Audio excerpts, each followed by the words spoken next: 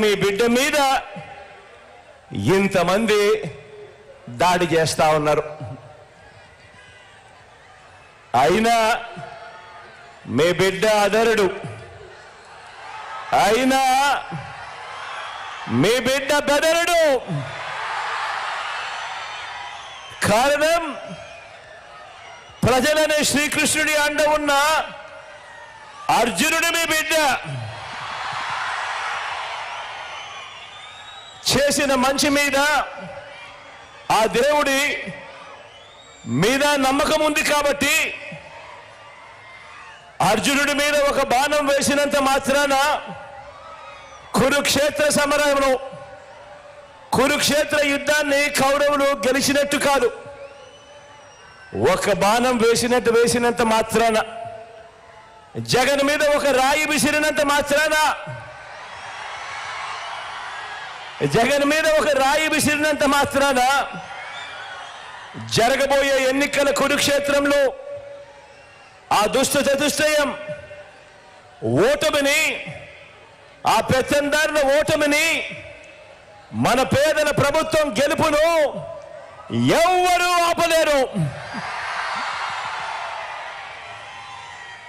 ఇలాంటి దాడుల వల్ల నా సంకల్పం చెక్కు చెదరదు. పైగా ఈ స్థాయికి వీరు దిగజారారు అని అంటే దాని అర్థం ఏమిటి? ఈ స్థాయికి వారు దిగజారారు అని అంటే దాని అర్థం ఏమిటి? విజయానికి మనం అంత చేరువుగా ఉన్నామని,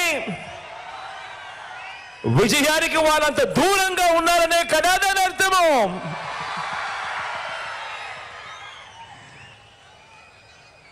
అందుకే చెప్తా ఉన్నా, ఈ తాటాకి చెప్పులకు మీ బిడ్డ అదరుడు, మీ బిడ్డ బెదరడు. మీకు సేవ చేయాలన్న నా సంకల్పం మరింత పెరుగుతుందే తప్ప ఏ కొంచెం కూడా వెనుకడుగు వేసే ప్రసక్తే లేదు. నా నుదుటి మీద వారు చేసిన గాయం, నా నుదుటి మీద వారు చేసిన గాయం దేవుడి దయతో అది ఇక్కడ తగల్లేదు, అది ఇక్కడ తగల్లేదు. అంటే దాని అర్థం దేవుడు మీ బిడ్డ విషయంలో ఇంకా పెద్ద స్క్రిప్టే రాశాడు అని చెప్పి దాని అర్థం.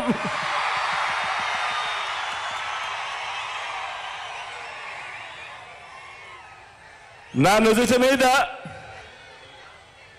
వారు చేసిన గాయం బహుశా 10 రోజుల్లో తగ్గిపోతుందేమో, కానీ పేదల ప్రయోజనాలకు చంద్రబాబు చేసిన గాయాలు, ఆయన పాలనలో ఆయన చేసిన గాయాలు, ఆ రైతులకైతేనేమి, ఆ అక్క చెల్లెమ్మలకైతేనేమి, ఆ నిరుద్యోగులకైతేనేమి, ఆ సామాజిక వర్గాలకైతేనేమి, ఆ చంద్రబాబు మోసాలతో అతలాకుతలమైన ఆ పేదల బ్రతుకులు, చంద్రబాబు చేసిన మోసాలను, చంద్రబాబు చేసిన గాయాలను ఆ పేదలు ఎన్నడూ కూడా మర్చిపోయే ప్రసక్తే ఉండదు అని సందర్భంగా చెప్తా ఉన్నాడు.